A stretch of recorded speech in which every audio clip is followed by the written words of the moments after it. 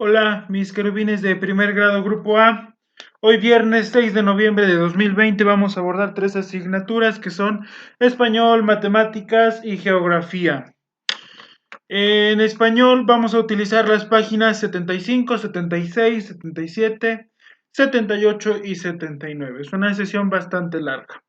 En la página 75 solo vamos a leer la primera actividad porque lo demás ya lo vimos. Dice, lean en grupo las siguientes notas periodísticas y distingan dentro del texto qué fuentes se utilizan en cada una. Producto de español de hoy viernes 6 de noviembre. La tabla de la actividad 2, ese va a ser el producto. Bueno, haciendo caso a la actividad número 1, pues vamos a leer estas notas periodísticas, ¿no? Para que distingamos dentro del texto qué fuentes se utilizan en cada una. Para ello van a ir subrayando en cada nota informativa la fuente que distingan, la fuente informativa que distingan. Aquí tenemos la noticia número 3. Recordemos que la 1 y la 2 ya la vimos anteriormente. Por ejemplo, esta es la 2 y esta es la 1. Pero ya las vimos en sesiones pasadas. La noticia número 3 la van a leer, van a ir subrayando en especial las fuentes de información. Las fuentes de consulta. Noticia número 4. Esta es la noticia número 5. Son las noticias que debemos leer. Lo importante del análisis de las fuentes es que cuando se conoce una nota periodística es necesario establecer si el medio o las fuentes mismas de información son confiables o no lo son. Eso ya nos toca a nosotros, ¿no? Vean con su maestro el audiovisual, estructura y forma, leer entre líneas. Ese es el título que debe llevar en su libreta como apoyo para comprender el contenido no explícito en un texto.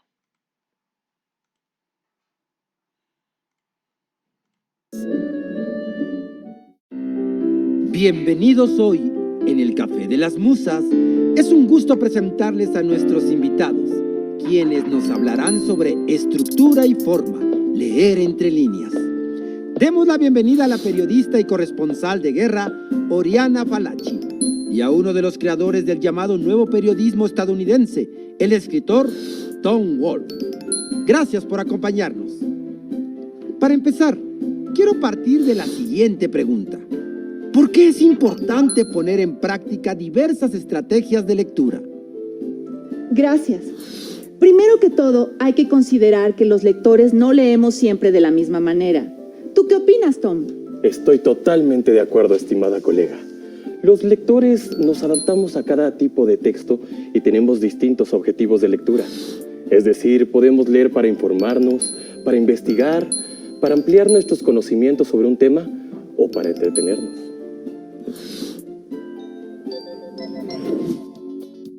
Es importante considerar que al leer podemos poner en práctica los siguientes niveles de lectura.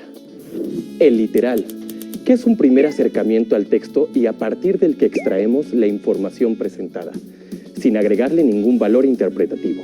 El inferencial, que es aquel que nos permite deducir los elementos no explícitos en un texto a partir de nuestras experiencias personales y saberes previos. Y el crítico, en el que hacemos un juicio valorativo del texto empleando nuestro criterio, desde una posición sustentada y documentada. En nuestra profesión, buscamos estrategias para entender lo que el autor quiere decir. Aunque no lo haga explícitamente, tratamos de leer entre líneas. Al leer entre líneas, estamos poniendo en práctica el nivel inferencial. Como lectores, asociamos lo leído con nuestras experiencias y conocimientos previos sobre el tema. Veamos un ejemplo. El agua dulce es un recurso finito, vital y necesario para el desarrollo social y económico del ser humano. 97.5% del total de agua existente en el planeta es salada y solo 2.5% es dulce. Debido a la actividad humana, en los últimos 30 años se ha deteriorado la capacidad de los ecosistemas acuáticos para cumplir con sus funciones más importantes. La información que puede extraerse a partir de una lectura literal es, por ejemplo, que 97.5% del total de agua existente en el planeta es salada y solo 2.5% es dulce. Si llevamos a cabo una lectura inferencial y leemos entre líneas, podemos comprender que cuando se habla de actividad humana, se está haciendo referencia a procesos como la industrialización o la alta contaminación derivada de los hábitos de consumo, aunque estas actividades no estén explícitamente enunciadas en el texto. Si hiciéramos una lectura crítica, reflexionaríamos en torno a los beneficios y riesgos de dicha actividad humana y reconoceríamos acciones necesarias para conservar el agua. Al leer entre líneas podremos detectar lo siguiente. El tono y el estilo del texto. El tono puede ser íntimo, serio, irónico, condescendiente. Y el estilo, conciso, sentencioso, sencillo o afectado. Su estructura, es decir, cómo se presenta la información, la relación entre las ideas presentadas en el texto y su jerarquización. Y la intención del escritor, que puede ser convencer, informar, transmitir un placer estético con el lenguaje o inducir una reflexión en el lector. Los artículos de opinión son textos que requieren poner en práctica la lectura entre líneas, para comprender la postura del autor, así como el porqué de sus argumentos. Cuando aprendemos a leer entre líneas, alcanzamos una visión general y coherente del texto. Exacto. Y de esa manera también advertimos sus fines y sus alcances. Gracias a nuestros invitados. Esto ha sido todo por hoy en el Café de las Musas. ¡Hasta la próxima! Bueno, ese fue un recurso audiovisual muy interesante porque sí nos da suficiente información para aplicarla en nuestra sesión, ¿no? Por ejemplo, dice, analicen el contenido del siguiente cuadro sobre cómo evaluar la confiabilidad de las notas periodísticas. Lean de izquierda a derecha, columnas 1 y 2. Luego, en la columna 3, escriban sus conclusiones sobre la confiabilidad de las notas que acaban de leer. Vean los ejemplos. 1. ¿En qué fijarse para ver la confiabilidad de las notas periodísticas? ¿De dónde se publicó la nota? ¿Qué periódico? ¿Qué estación de radio? ¿Qué sitio de internet? ¿Red social? ¿Qué tan confiable es ese medio? ¿Quién escribió la nota? ¿Tiene el nombre del periodista? ¿Aparece una agencia de noticias? La columna 2. ¿Por qué es importante considerarlo? Algunos medios son sensacionalistas. Modifican los hechos exagerándolos con el fin de vender, favorecer a alguien o promover una idea. En ocasiones, quien genera las noticias no aparece en la nota, tras el anonimato o un nombre ficticio. No hay quien se haga responsable de la información publicada. Lo que debes llenar en la columna 3 es tu opinión sobre la confiabilidad de las notas periodísticas que leímos. ¿Sí? Por ejemplo, la noticia número 3. La noticia número 3 es esta, ¿no? Llega Explorador Curiosity a Marte. Lo que tú debes ahí escribir es tu opinión. Aquí, mira, te lo voy a subrayar. Escriban sus conclusiones sobre la confiabilidad de las notas que acaban de leer. Esto es lo que debes poner aquí. Tu conclusión sobre la confiabilidad de esa nota periodística. Por ejemplo, de la noticia 3, aquí va a ir de la noticia 4, de la noticia 5. 1. ¿En qué fijarse para ver la confiabilidad de las notas periodísticas? ¿De dónde se obtuvo esa información? ¿Quién o quiénes son las fuentes de información? ¿Por qué es importante considerarlo? Los contenidos de calidad indican de dónde proviene la información. Por ejemplo, incluyen citas de lo que dijeron las personas involucradas o los representantes de las instituciones. Y ya en la parte número 3 es donde debes poner tu opinión sobre la confiabilidad de las notas periodísticas que leíste. Aquí va lo de la noticia número 3. Ahora, nos da el ejemplo de la noticia número 4. La información proviene de las redes sociales. La primera fuente de información es anónima y los argumentos que da para sostener lo que dice no son creíbles. Por eso no es confiable. Es un ejemplo de lo que tú tienes que hacer. También ponerlo ahí en lo de la noticia número 5. Ahora, ¿por qué o para qué lo publicó?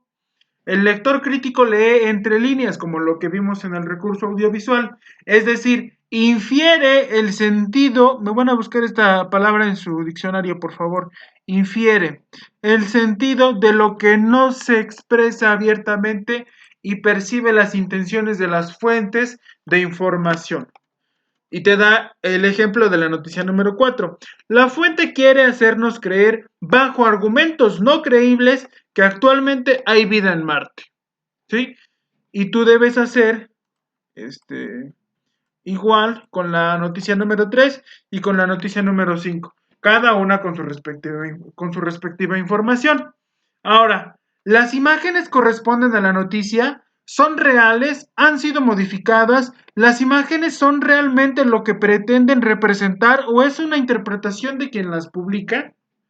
Una noticia puede estar acompañada de una imagen o un video que no le corresponde. Puede ser modificada, recortada o interpretada de manera incorrecta, con el fin de confundir o engañar al público.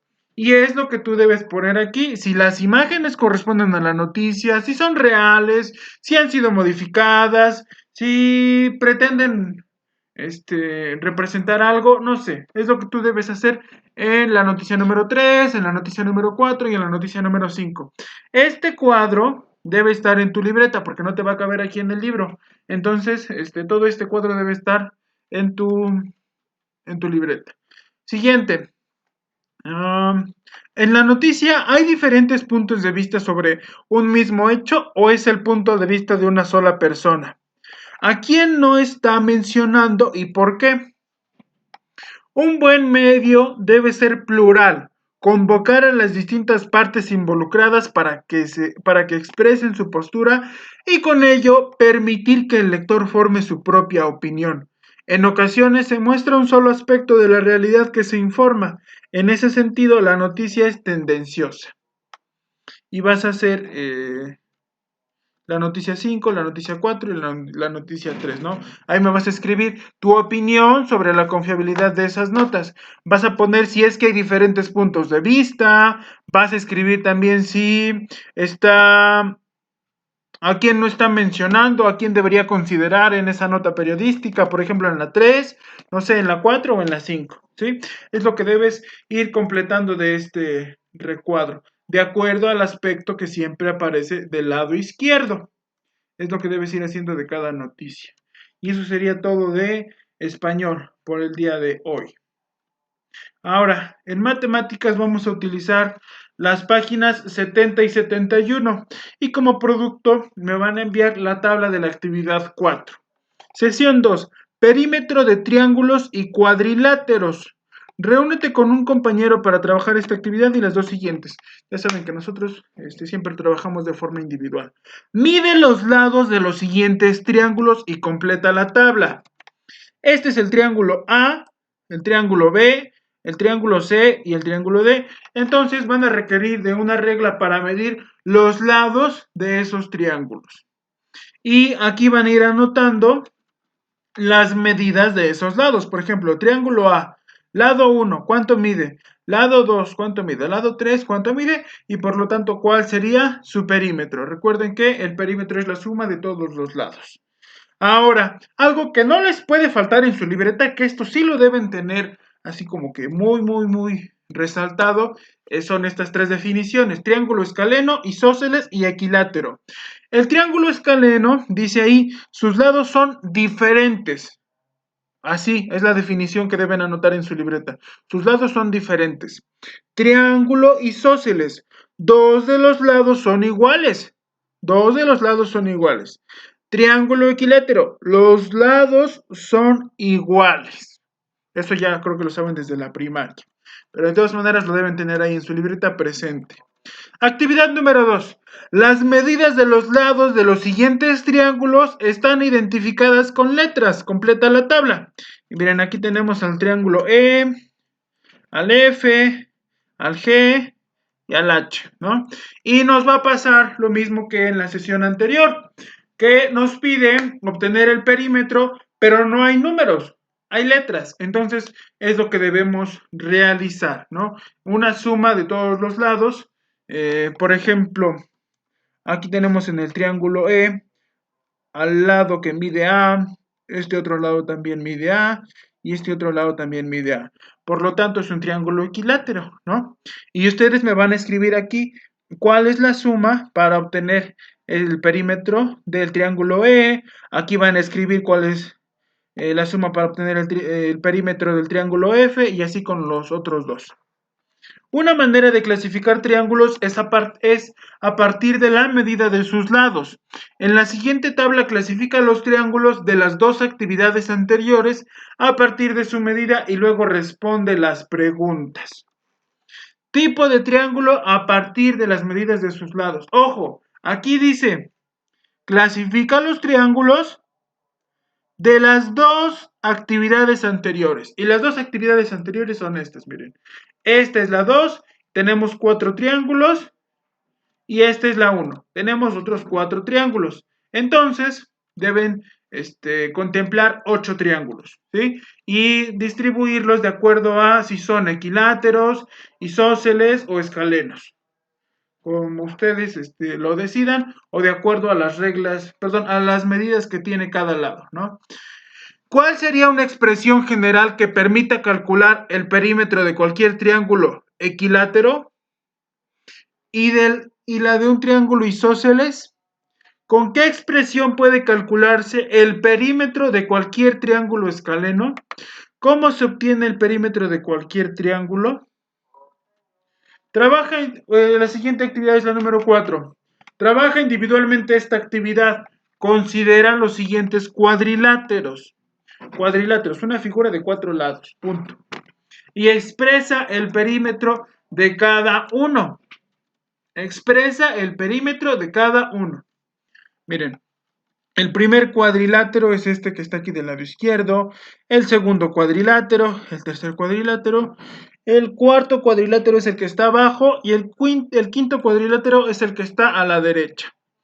Y todos tienen formas diferentes, ¿no? Ahora, lo que tienes que hacer, dice aquí, expresa el perímetro de cada uno. Por ejemplo, cuadrilátero 1, aquí tenemos la tabla, ¿no? Vas a ponerle aquí, ¿cuánto mide en el lado 1? A ver, vamos a ver. Tú vas a determinar cuál es el lado 1, cuál es el lado 2, cuál es el lado 3 y cuál es el 4.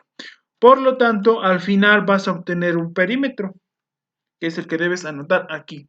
Lo mismo debes hacer con el cuadrilátero 2, 3 y 4. Y 5 también, perdón.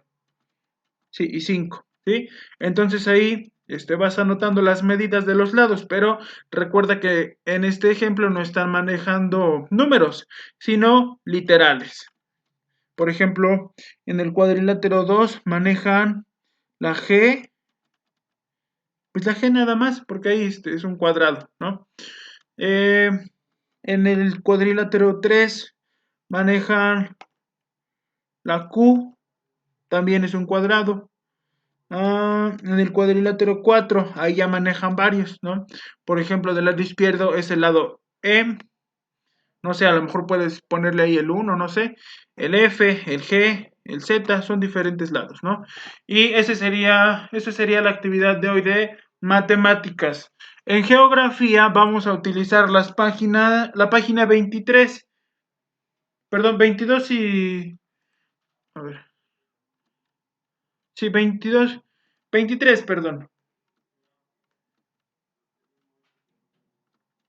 Con esta actividad. Antes de eso, es importante que anoten este recurso audiovisual que se titula Características del espacio geográfico para que tomen notas sobre este. Entonces, Edmundo, si pudieras viajar en el tiempo, ¿a qué lugar y época irías? Me gustaría ir al Caribe mexicano, donde vivieron los antiguos mayas, para ver cómo es el lugar y cómo ha cambiado con el tiempo. Ya sabes, para conocer los componentes de ese espacio geográfico. Creo que en esta ocasión te refieres a una de las características del espacio geográfico, y en específico a la temporalidad. ¿Estamos hablando de cosas diferentes? ¿Sí?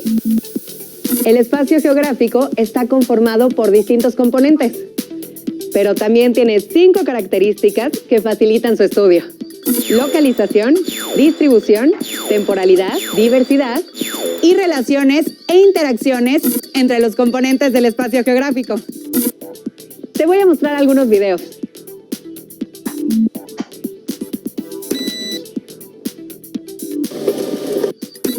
Para localizar un lugar específico sobre la superficie terrestre, se utilizan los puntos cardinales. La forma más precisa es usar las coordenadas geográficas: latitud, longitud y altitud.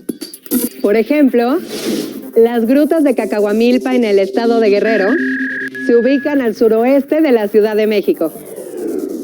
Su localización exacta corresponde a 18 grados, 40 minutos y 10 segundos, latitud norte, y a 99 grados, 30 minutos y 35 segundos, longitud oeste. Y su altitud se ubica entre 1100 y 1200 metros sobre el nivel del mar. La distribución en geografía es la característica que muestra cómo se organizan y disponen los componentes en el espacio geográfico. En el territorio donde actualmente se localiza México, las culturas prehispánicas estaban agrupadas en el centro del país y disgregadas hacia el norte.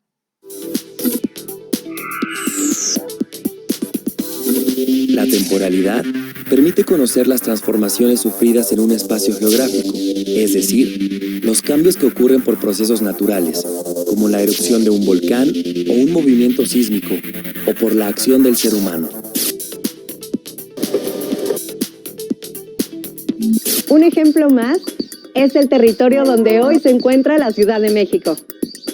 En la época prehispánica había lagos con fauna y vegetación lacustre, un paisaje muy distinto al actual.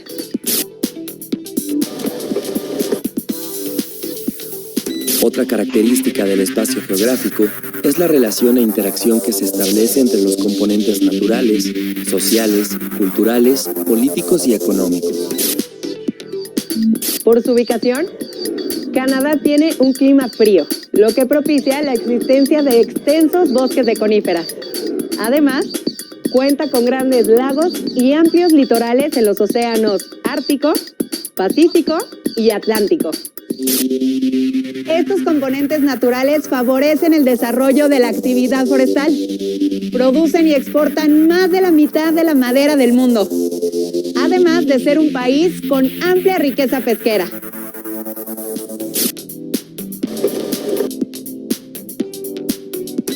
A partir de las distintas relaciones que se establecen entre los componentes del espacio geográfico, se origina la última de sus características por mencionar: la diversidad, es decir, la cualidad de que cada lugar sea único y distinto de los demás. Entonces, Edmundo, México tiene un gran potencial para el desarrollo de distintas actividades económicas, por la variedad de interacciones que se establece entre sus componentes. Espero que te haya quedado clara la información, Edmundo. Ahora sí, ya entiendo la diferencia entre componentes y características. Los componentes son los que conforman el espacio geográfico y las características son los rasgos que lo describen. Muchas gracias, Lali.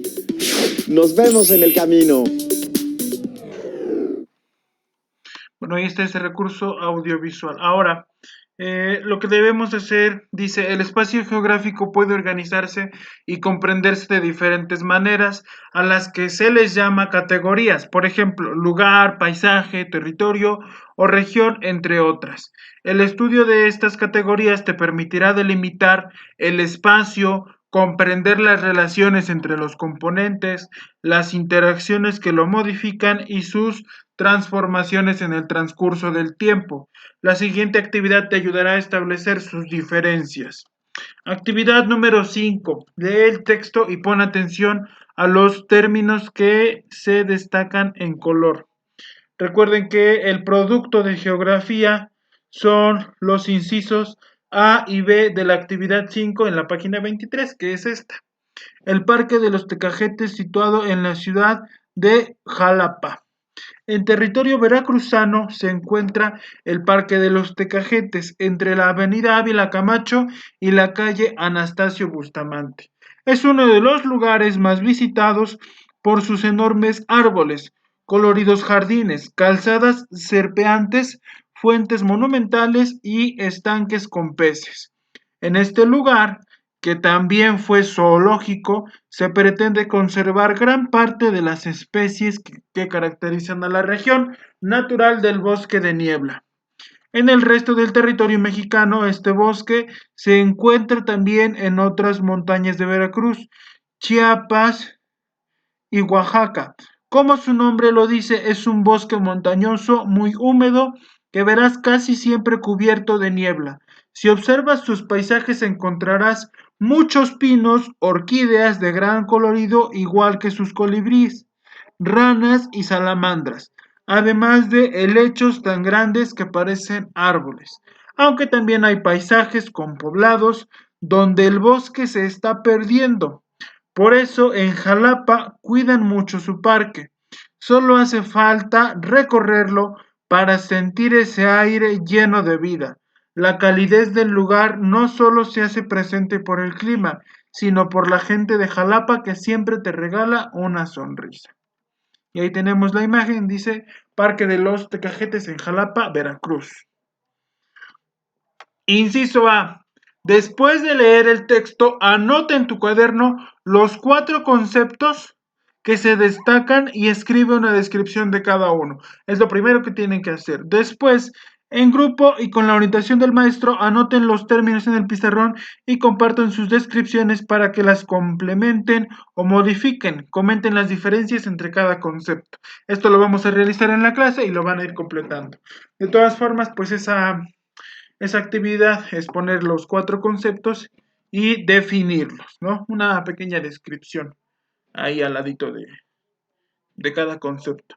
Y eso sería todo por hoy, este viernes 6 de noviembre de 2020, mis querubines. Hasta luego.